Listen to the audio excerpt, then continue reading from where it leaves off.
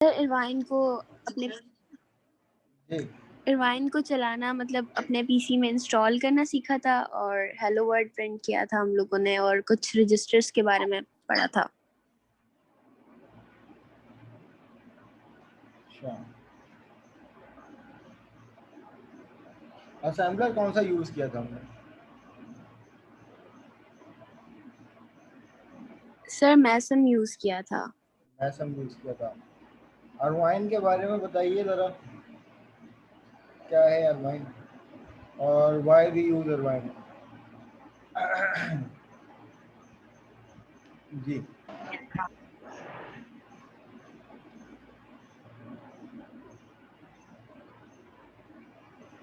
Sir यही coding करने के लिए जैसे हम कर रहे हैं असेंबली लैंग्वेज। अरवाइन का क्या रोल है?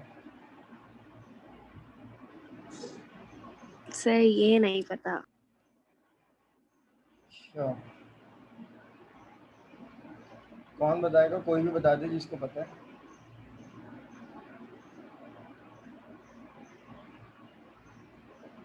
Any idea about it? C R साहब अवेलेबल है आप?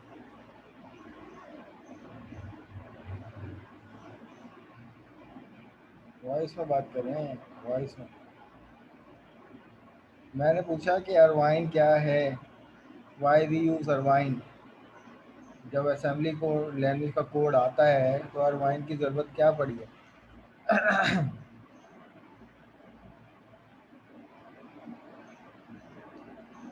तलहा कह रहे हैं सर अरवाइन लाइब्रेरी का लिंक प्रोवाइड करता है, लाइब्रेरी का लिंक प्रोवाइड करता है। नहीं, इटसेल्फ अरवाइन खुद एक लाइब्रेरी है।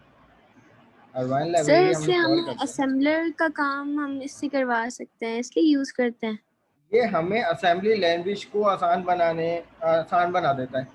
इसने कितने प्री डिफाइन हमें ये फंक्शन सारे प्रोवाइड कर कॉल दिए। वेट एमएसजी जो जी लिखे हुए जी हैं ना जी आपने, जी, ये सारे प्री डिफाइंड फंक्शन है ये भाई। तमाम प्री डिफाइन फंक्शंस हैं जिसने हमारे कोड को मिनिमाइज कर दिया। वरना अगर आप प्रिंट करवाने की इंस्ट्रक्शन लिखने बैठोगे तो मल्टीपल लाइन ऑफ कोड आपको करना पड़ता है, ठीक है ना। तो अरवाइन इटसेल्फ एक लाइब्रेरी है और जिसको हमारा असेंबलर माइक्रोसॉफ्ट माइक्रो असेंबलर जो है वो सपोर्ट करता है, ठीक है। तो लास्ट क्लास में जनाब हम लोगों ने देखा था कि किस तरीके से लिंक क्रिएट होगा, ठीक है। तो कुछ स्टेप्स फॉलो किए थे आप लोगों ने। लैब नंबर 1 का टास्क नंबर 1 में भी यही काम करना है कि एक न्यू फाइल क्रिएट करनी है और न्यू फाइल में जितने भी नंबर ऑफ स्टेप्स होंगे हर स्टेप्स को फुलफिल करते हुए उसकी प्रॉपर्टी का स्क्रीनशॉट देना है। अब कोशिश कर लेना कि जनाब सिर्फ प्रॉपर्टी का स्क्रीनशॉट दे दो, क्रॉप कर देना पिक्चर को, वरना तुम लोगों की फाइल हैवी हो जाएगी, फिर वो अपलोड होने में प्रॉब्लम होगी या वॉट एवर जो भी प्रॉब्लम हो सकती है। सर हमने तो फिर जब मैं उसको चेक अपलोड करूंगा ना कर तो दिया। फिर वो पिक्सल्स फट जाएंगे। तो तुम लोग क्रॉप कर लेना, उससे मुझे प्रॉपर्टी का स्क्रीनशॉट दे देना स्टेप वाइज करके ना, कि जनाब पहला स्टेप ये है, इसका स्क्रीनशॉट ये है, पहले स्टेप में क्या हो रहा है, डिस्क्रिप्शन दे देना। तमाम टास्क का सोल्यूशन भी तुम लोगों के मैनुअल में ही है, ठीक है ना। जी निम्रा कुछ कह रही हैं? सर मैं ये कह रही हूँ कि वो तो वैसे हमने कर लिया जैसे मतलब जो उसका क्वेश्चन था सेकंड हेलो वर्ड प्रिंट करवा के उसके आउटपुट का स्क्रीनशॉट वो तो सबमिट करवा दिया है। वो तो क्वेश्चन नंबर 2 है ना, क्वेश्चन नंबर 1 की मैं बात कर रहा हूँ। स्टेप्स भी तो करके दिखाने हैं ना आप लोगों ने। ठीक है सर। हर स्टेप का स्क्रीनशॉट आप लोगों ने लगाना है। टाइम है आज रात तक का, कर लें उसको एडिट, ठीक है। जी सर। हाँ, वरना बिला वजह की डिटेक्शन हो जाएगी और कुछ नहीं। अच्छा, तो ये मामला थे हमारे पास लैब नंबर 1 के। तो लैब नंबर 1 में हम लोगों ने कुछ चीज़ें आज की लैब की भी कवर कर ली थी, लेकिन हम उसको दोबारा रिपीट करेंगे कि जनाब अभी तक जो भी काम किया था और ये जो सैंपल कोड रन किया था। कोई कुछ कह रहा है? All right. तो जो सैंपल कोड रन किया था, तो आज उस सैंपल कोड को देखेंगे कि भाई हर इंस्ट्रक्शन का क्या काम है और इंस्ट्रक्शन बनाई किस तरीके से जाती हैं, ठीक है। तो मैनुअल के अकॉर्डिंग अगर हम चलें तो सबसे पहले हमें एक सैंपल कोड प्रोवाइड किया हुआ है देन उसके बाद जो दूसरा टाइटल है वो क्या है, डाटा रिप्रेजेंटेशन। डाटा अच्छा, कई लोगों के साथ जो है वो प्रॉब्लम हो रही थी कि सर 2019 का विजुअल स्टूडियो और उसमें अरवाइन, तो सीधा सीधा लिंक है यहाँ पे, दोनों वर्जन प्रोवाइड किए हुए हैं आपको कि अगर आपके पास विजुअल स्टूडियो 32 बिट वाला है 2019 तो आप इसको इंस्टॉल कर लें और इसको इंस्टॉल कर लें। ये आपको बना बनाया पूरा प्रोजेक्ट जो है वो इस तरीके से डाउनलोड करके दे देगा, जैसे कि मैंने यहाँ पर सैंपल के तौर पर दिया है। ये प्रोजेक्ट फाइल रार फाइल आपको मिलेगी। और विजुअल स्टूडियो 64 बिट वाले हजरात जो हैं वो क्या करेंगे, इसको एक्सट्रैक्ट करके सी ड्राइव में पेस्ट कर लें, या डायरेक्ट क्या करें, सी ड्राइव में भी ना करें, सीधा सीधा क्या करें, यहाँ पर ये प्रोजेक्ट की फाइल है, इसको चला लें। सही है।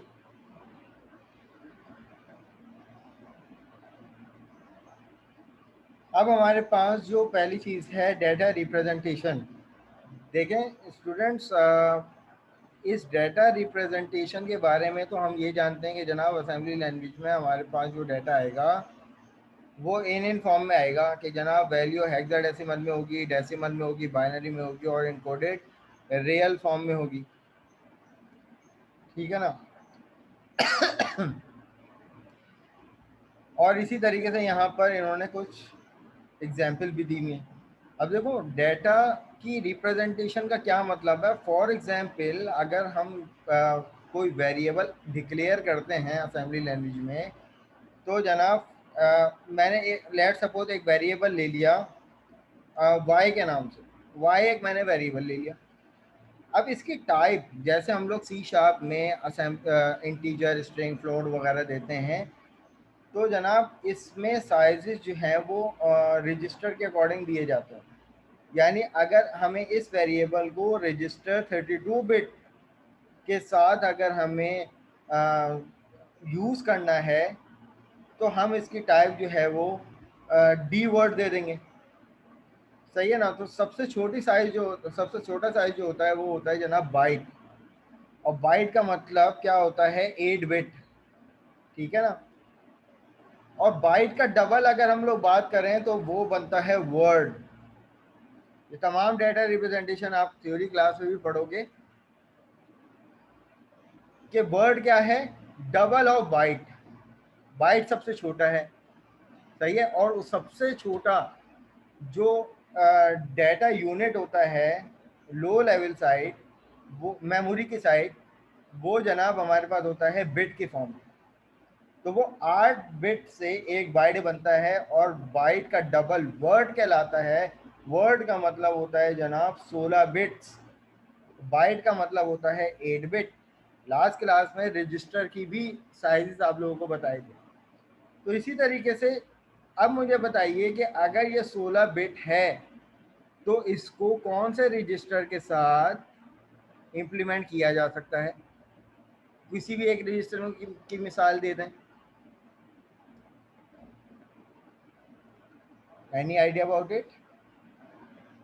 AX के साथ। AX के साथ, बिल्कुल सही है। तो AX क्यों, वो एक्यूमुलेटर रजिस्टर है। आप BX भी ले सकते थे, CX भी ले सकते हैं, DX भी ले सकते थे। 4 जनरल पर्पज रजिस्टर होते हैं। स्टूडेंट्स याद रखिएगा, हर आर्किटेक्चर पर नंबर ऑफ रजिस्टर और टाइप ऑफ रजिस्टर डिफरेंट होती है। जब हम कंप्यूटर आर्किटेक्चर में RISC-V आर्किटेक्चर पे काम कर रहे थे तो वहाँ जो असेंबली लैंग्वेज यूज़ की थी, तो जनाब वहाँ पे 32 रजिस्टर थे, 32 रजिस्टर थे। अब उसमें आपकी कोई भी मर्जी कोई सा भी रजिस्टर ले लो, लेकिन 8086 में हमारे पास 14 से 16 टाइप के रजिस्टर होते हैं, जिसमें भी कैटेगरीज होती हैं। 4 एक सेट होता है जनरल पर्पज रजिस्टर का, कुछ स्टैक रजिस्टर, फ्लैग रजिस्टर होते हैं, कुछ पॉइंटर रजिस्टर होते हैं। तो ये तमाम को ग्रुपिंग में डिवाइड किया गया। तो आम तौर पर इनपुट आउटपुट डाटा आगे पीछे करने के लिए जनाब हम लोग जनरल पर्पज रजिस्टर का इस्तेमाल करते हैं, जो कि 4 किस्म के होते हैं, AX, BX, CX और DX, एक्यूमुलेटर, बेस, काउंट और डाटा। तो जनाब यहाँ पर फिर वर्ड का भी अगर हम लोग डबल कर दें अगर हम इसको, तो वो बनता है D वर्ड। अब आप इसको कैपिटल में लिखो या स्मॉल में लिखो, इट्स अप टू यू, ठीक है ना। तो ये हमारे पास क्या है, ये साइज है, ये 32 बिट का है। अगर 32 बिट को भी डबल कर देते हैं तो जनाब हमारे पास आर का ऑप्शन आता है, जिसको के बारे में मैंने बताया था रिच, ठीक है ना। तो आर वर्ड जो होता है डी वर्ड का डबल होता है। तो तमाम साइजेस डिपेंड करती हैं the size of the register के, आप कौन से रजिस्टर के साथ यूज करते हो। लेकिन आगे जाके कुछ इंस्ट्रक्शन ऐसी भी आएंगी कि जनाब आपका वेरिएबल 16 बिट का होगा, रजिस्टर 32 बिट का होगा। तो आमतौर पर बाय डिफ़ॉल्ट विजुअल स्टूडियो हमें एरर देता है कि भाई इमीडिएट एड्रेसिंग यानी immediate register with the same size, ये एरर देता है कि भाई दोनों सोर्स और डेस्टिनेशन क्या होने चाहिए, सेम साइज के होने चाहिए। बट अब यहाँ पर देखिए क्लास, हम मिसाल के तौर पर एक इंस्ट्रक्शन देते हैं जो कि नॉर्मली हम C# में यूज़ करते हैं, इंटीजर y। इस इंस्ट्रक्शन के बारे में सब लोग जानते होंगे कि जनाब ये इंस्ट्रक्शन ऐसी है कि हमने एक वेरिएबल लिया और उसको सीधा सीधा डिक्लेयर कर दिया, या हमने एक वेरिएबल लिया उसमें एक वैल्यू असाइन कर दी, ठीक है ना। और इसी तरीके से एक और इंस्ट्रक्शन के बारे में हम जानते हैं कि integer x which is equal to y plus 4 which is multiply by 3, ठीक है भाई। अब क्लास ये दोनों लाइन ऑफ कोड में मुझे कोई डिफरेंस बता सकता है कि इन दोनों में डिफरेंस क्या है?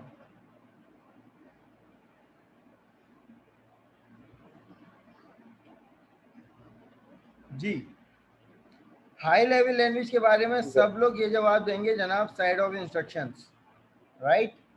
जी शर्मा साहब कुछ बता रहे हैं?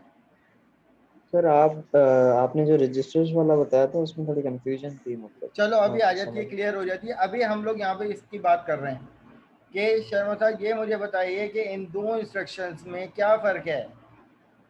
जो x की वैल्यू है वो y पे डिपेंडेंट है। y पर डिपेंडेंट है जी। अच्छा, अब देखें, दो टर्म्स होती है हमारे पास हाई लेवल लैंग्वेज में, एक होती है इंस्ट्रक्शन, एक होती है स्टेटमेंट। इन दोनों में से मुझे बताइए which one is statement and which one is instruction? Second वाली इंस्ट्रक्शन है, फर्स्ट वाली सेकंड वाली इंस्ट्रक्शन है और फर्स्ट वाली स्टेटमेंट है। उल्टा बता दिया सर, आई गेस। नीचे वाली बिल्कुल जो है उल्टा बताया। स्टेटमेंट है और ऊपर वाला इंस्ट्रक्शन है। तो शर्मा साहब क्यों स्टेटमेंट है नीचे वाली? तो स्टेटमेंट का मतलब होता है सेट ऑफ इंस्ट्रक्शंस, और इंस्ट्रक्शन इटसेल्फ क्या है, एक स्पेसिफिक टास्क, ठीक है ना। अब इसमें मुझे बताइए इस स्टेटमेंट में कितनी इंस्ट्रक्शन आपको नजर आ रही हैं? 2। नहीं, 2 तो नहीं नजर आ रही अब्दुल्ला, ज्यादा नजर आ रही। तलहा अहमद 2 या 3? 3 होंगी फिर सर। 3 है। अब मुझे बताइए कौन कौन सी? प्लस हो गया, मल्टीप्लाई हो गया, और ये वेरिएबल जो बाहर डिक्लेयर की है। नहीं नहीं नहीं, देखो एक फिर इंस्ट्रक्शन है प्लस, एक इंस्ट्रक्शन है मल्टीप्लाई, और एक इंस्ट्रक्शन है असाइनमेंट।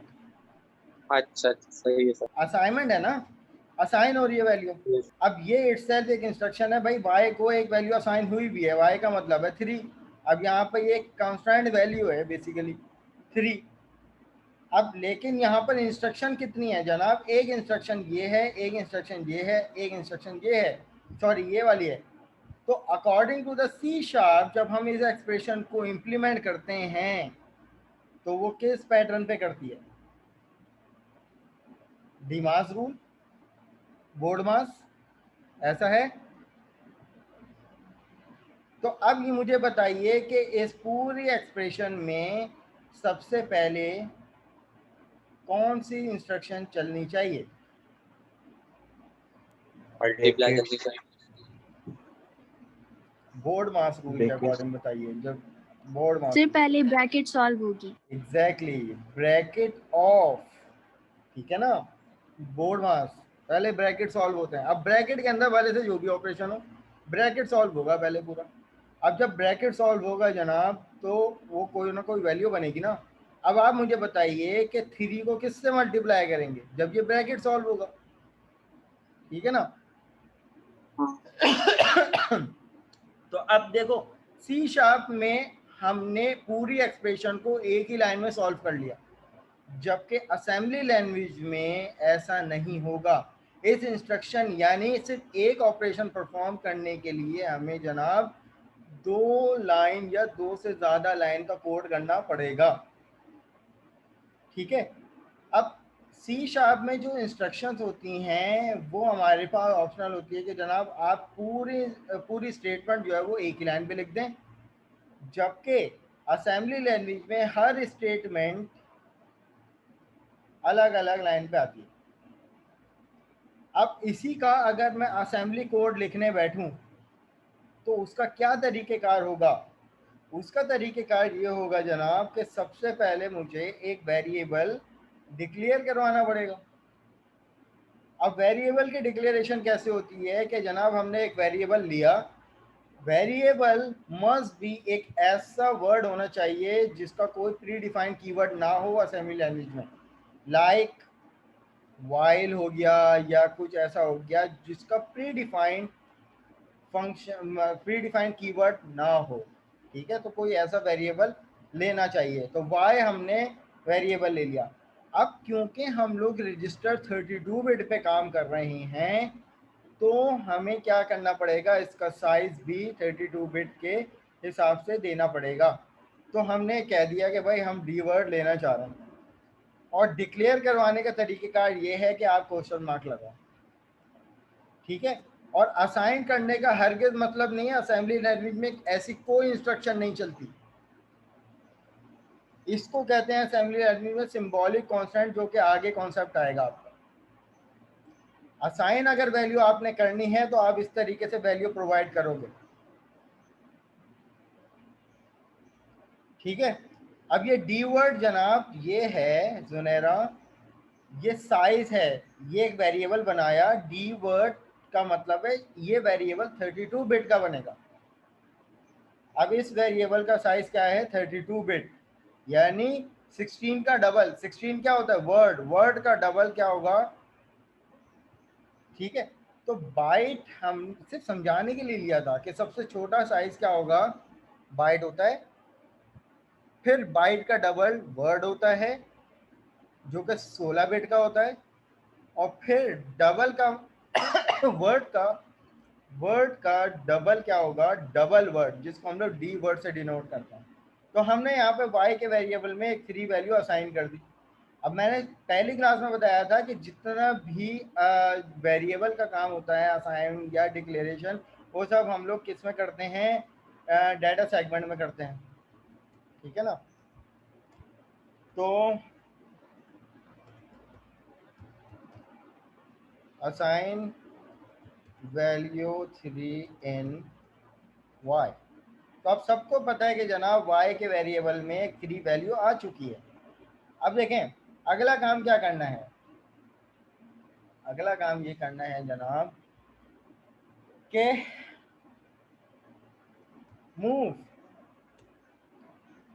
Move instruction. हमारे पास असेंबली लैंग्वेज में कुछ इंस्ट्रक्शन होती हैं, कुछ स्टेटमेंट्स होती हैं, ठीक है, जो कि असेंबली लैंग्वेज की जो भी स्टेटमेंट होंगी वो निमोनिक फॉर्म में होती हैं। यानी अगर देखा जाए कि हम लोग सी शार्प में किस तरीके से करते हैं, सिंबल्स फॉर्म में करते हैं, लेकिन असेंबली लैंग्वेज में कोई सिंबल यूज नहीं होता, वहां पे symbol as a mnemonic use होता है। यानी अगर हमें किसी भी वेरिएबल में कोई वैल्यू या किसी भी रजिस्टर में कोई वैल्यू अगर असाइन करवानी है तो हमें मूव की इंस्ट्रक्शन देनी पड़ती है। अब मैंने एक इंस्ट्रक्शन लिखी मूव EAX, 4।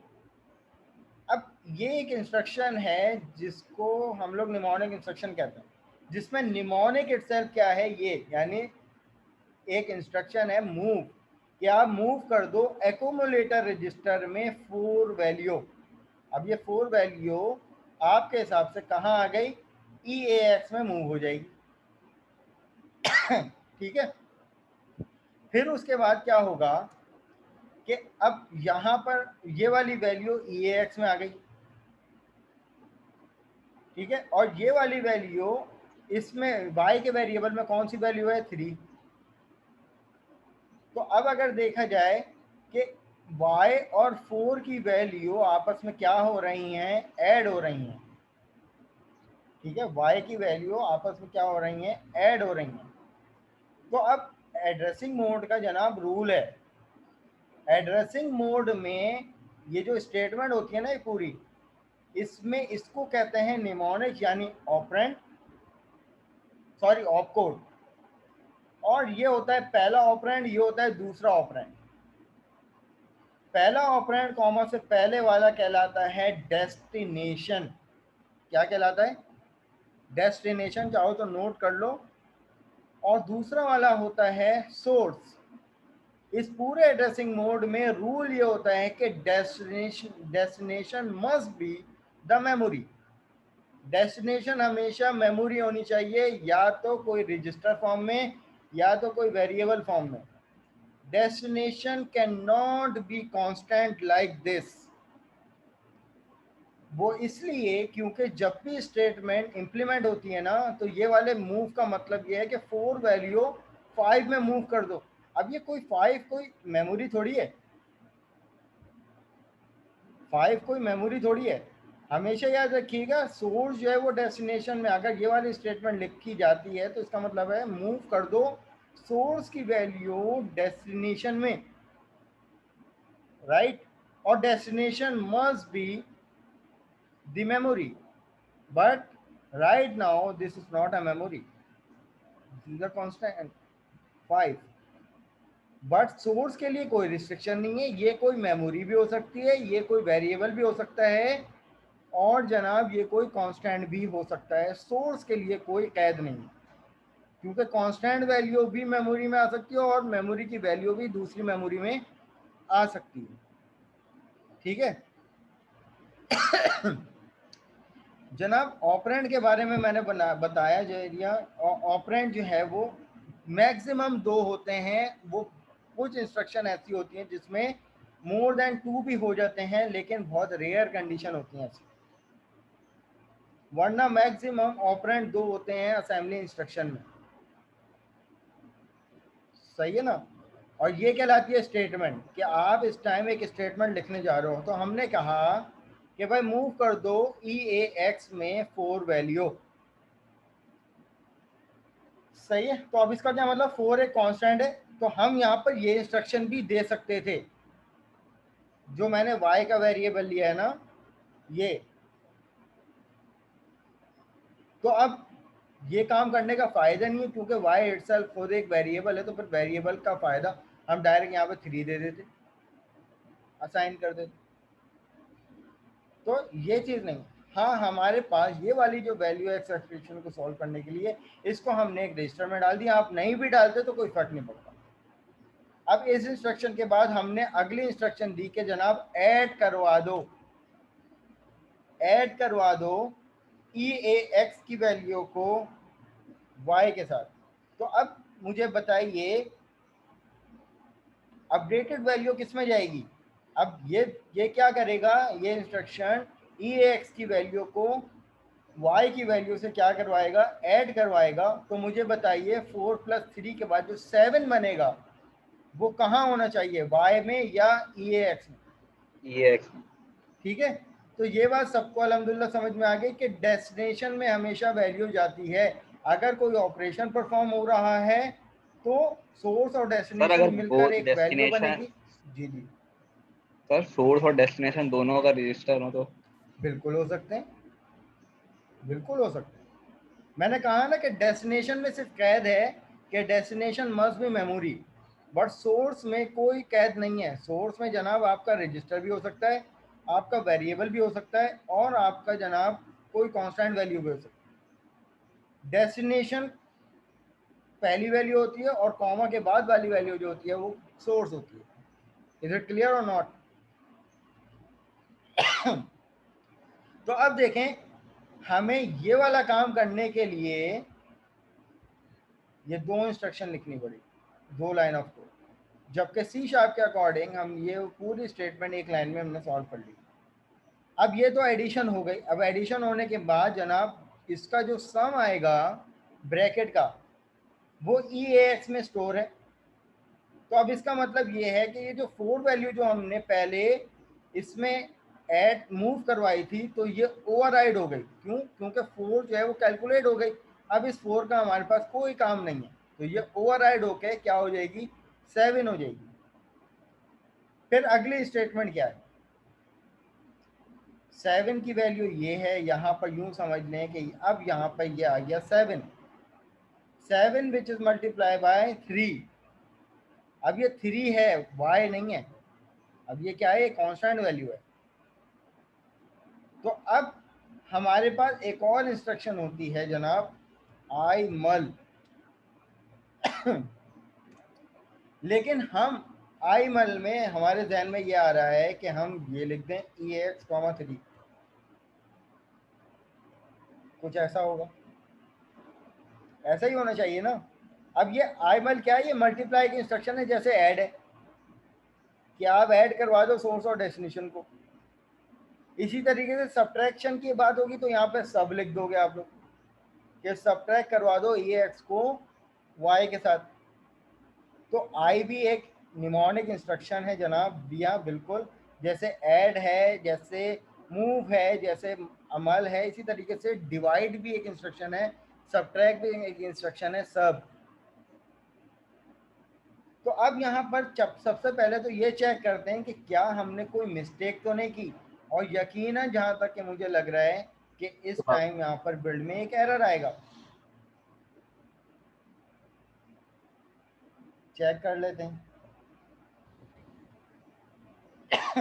नो एरर, तो इसका मतलब इंस्ट्रक्शन हमारी सही है।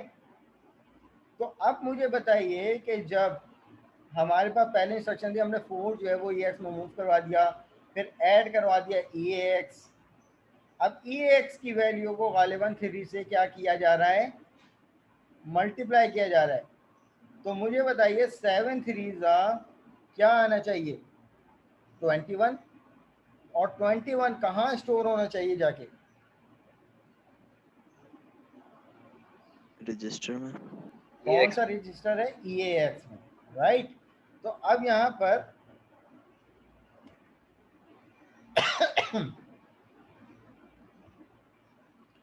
अब यहाँ पर अगर बात की जाए तो हमारे पास एक ऑप्शन था, कल मैंने बताई थी आपको लास्ट क्लास में, कि जब भी आपको रजिस्टर्स की जो है वो विंडो देखनी है तो आपका प्रोग्राम डीबग मोड पे होना चाहिए। डीबग मोड के पे आपके पास ये ऑप्शन आएंगे, डिसअसेंबली का और रजिस्टर का। हम डिसअसेंबली को भी खोल लेते हैं कि जनाब बैक एंड पे क्या एग्जीक्यूशन चल रही है, किस तरीके से स्टेप बाय स्टेप। अब यहाँ पे देखिए पहली इंस्ट्रक्शन क्या है, वेरिएबल 3 असाइन हो गया वेरिएबल y में।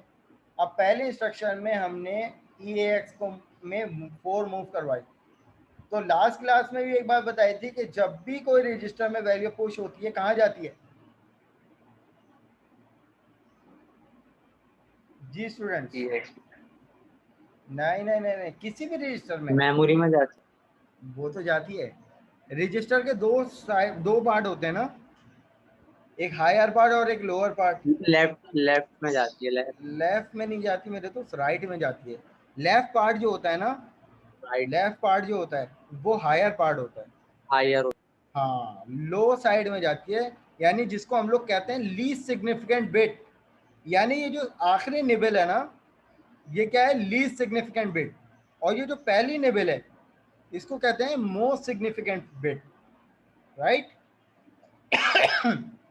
तो जब भी रजिस्टर में वैल्यू पुश होती है तो जनाब क्या होता है कि लो लीस्ट सिग्निफिकेंट बिट से पुश होना शुरू होती है, लीस्ट सिग्निफिकेंट बिट से। अब इसी तरीके से देखो पहली इंस्ट्रक्शन चल गई। अब क्योंकि रजिस्टर 32 बिट का लिया था तो इसने पूरे रजिस्टर को क्या कर दिया, 0 से एलोकेट कर दिया और आखिरी निबल में वैल्यू पुश करवा दी, क्योंकि ये 4 जो है वो सबसे छोटी वैल्यू थी। स्टेप ओवर करते हैं, ऐड करवा दो y की वैल्यू से 4 की वैल्यू को। तो यहाँ पे देखिए ऐड होने के बाद यार अब आपको हर इंस्ट्रक्शन पे ये वाला रजिस्टर ऐड हुआ हुआ मिलेगा। इसको कहते हैं इंस्ट्रक्शन पॉइंटर रजिस्टर। ये हर अपकमिंग या जो इंस्ट्रक्शन होती है ना, यानी अगर देखा जाए अभी हमने ये वाले इंस्ट्रक्शन को इम्प्लीमेंट किया है, तो अभी ये पॉइंटर जो है वो इस इंस्ट्रक्शन पे है, लेकिन ये इंस्ट्रक्शन अभी एग्जीक्यूट नहीं हुई लेकिन होने जा रही है। तो इंस्ट्रक्शन पॉइंटर के अंदर हमेशा याद रखिएगा नेक्स्ट इंस्ट्रक्शन का एड्रेस स्टोर हुआ हुआ होता है। तो अब अगर डिसअसेंबली में देखा जाए तो पहले इंस्ट्रक्शन का एड्रेस ये था, दूसरे इंस्ट्रक्शन का एड्रेस ये था, तो यही वाली वैल्यू एग्जैक्टली यहाँ पर स्टोर है। लेकिन ये वाली इंस्ट्रक्शन क्या है, ये वाली इंस्ट्रक्शन जो है वो अभी एग्जीक्यूट नहीं हुई है। राइट, यहां तक मुझे बताइए बातें समझ में आ रही हैं या नहीं। अब आखिरी इंप्लीमेंटेशन देख लेते हैं। आई मल 3 को 7 से क्या कर दिया, मल्टीप्लाई कर दिया, तो जनाब ये 15 आ गया। अब ये 15 दिखने में 15 है, ये 21 की हेक्साडेसिमल वैल्यू है। अगर आप कैलकुलेटर में हेक्साडेसिमल की वैल्यू को चेक करें 21, तो जनाब हेक्साडेसिमल में 15 बनेगा। वो इसलिए 15 बनेगा क्योंकि हेक्साडेसिमल की बेस क्या होती है, 0 से लेकर 9 के बाद A B C से लेकर F तक। तो F का मतलब क्या होता है 15, ठीक है। 15 + 6 कितने होते हैं 21। तो 1 कंप्लीट हो गया। देन उसके बाद 5 का क्या मतलब है, 0 से लेकर 6 तक के मतलब होता है 5। तो ये 21 जो है वो हेक्साडेसिमल वैल्यू, अब हमें प्रिंट करवानी है 21 वैल्यू। और लास्ट क्लास में एक बात बताई थी, जो भी कुछ इनपुट और आउटपुट के लिए इस्तेमाल होगा वो कौन सा रजिस्टर होगा, सही है। प्रिंट करवाने के लिए कौन सा रजिस्टर इस्तेमाल किया जाता है, वो जनाब कॉल राइट इंटीजर, ये अरवाइन का फंक्शन है, जो कि बाय डिफॉल्ट आंखें बंद करके मान लिया हो इस बात पे, कॉल राइट इंट हमेशा EAX की वैल्यू को उठाएगा और लाके प्रिंट करवा देगा। तो आपने अपनी एक्सप्रेशन को ऐसे सॉल्व करना है कि आपका डिजायर आंसर आपको, आपका अगर किसी और रजिस्टर में भी जा रहा है ना, तो अगली इंस्ट्रक्शन आप दे दो मूव की, और उस रिजल्ट को EAX में पहले मूव करवाओ, देन उसके बाद फिर ये प्रिंट करवा दो। तो अब यहाँ पर हम अपना डिजायर आउटपुट देख लेते हैं। तो हमारे पास 21 + 21 आंसर आना चाहिए। तो यहाँ पर ये देख लीजिए +20। सर अगर आप वो राइट डेसिमल करेंगे तो नहीं जाएगा ये एक्स? बिल्कुल जाएगा। अगर हम यहाँ पर इसको डेसिमल कर दें, तुम इसकी बात कर रहे हो ना, जी। तो आप इसको डेसिमल में करो तो अब ये साइन हटाकर आपको रिजल्ट देगा। अगर आप इसको राइट बाइनरी कर दो तो ये 21 की बाइनरी वैल्यू आपको शो करेगा। अगर आप यहाँ पर इसको बाइनरी कर दो तो 32 बिट रजिस्टर के अकॉर्डिंग ये आपको एक पूरी बाइनरी वैल्यू जनरेट करके देगा। ये देखिए 1 निबल, सेकेंड निबल, 4 5 6 7, यानी ये पूरा रजिस्टर जो है जनाब हमारे पास क्या है 32 बिट का। और हर निबल मैंने आपको बताई थी 4 बिट की होती है। पहली निबल आखिरी निबल पे वैल्यू आ रही है ना, यानी अगर देखा जाए तो रजिस्टर 32 बिट के अंदर कौन सी वैल्यू आ रही थी 1 5, तो ये क्या है हमारे पास 1 और ये क्या है 5। तो ये पूरी 32 बिट की एक बाइनरी वैल्यू है 21। तो 10101 विच इज इक्वल टू 21। अब आप इसको चाहो तो हेक्सा में देख लो ताकि और क्वाइट क्लियर हो जाए। तो आप यहाँ पर राइट हेक्स कर दो और अपने आउटपुट को चेक कर सकते हो। तो यहाँ पे देखिए वही रजिस्टर की वैल्यू डिट्टो कॉपी होके यहाँ पे आ गई। जबकि मेमोरी में अगर देखा जाए हार्डवेयर बेस, तो रजिस्टर में वैल्यू याद रखिएगा बाइनरी में जाती है, बाइनरी में, क्योंकि हार्डवेयर तो जो है वो 0101 चेक करता है ना, लेकिन विजुअल स्टूडियो में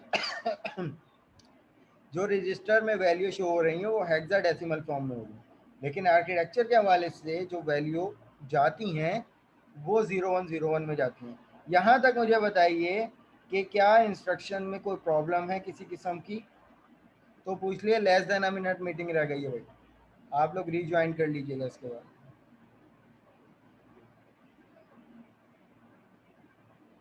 सर आपने स्क्रीन होल्ड करने के लिए कौन सी इंस्ट्रक्शन बताई थी? कॉल वेट मैसेज हाईलाइट किया ना।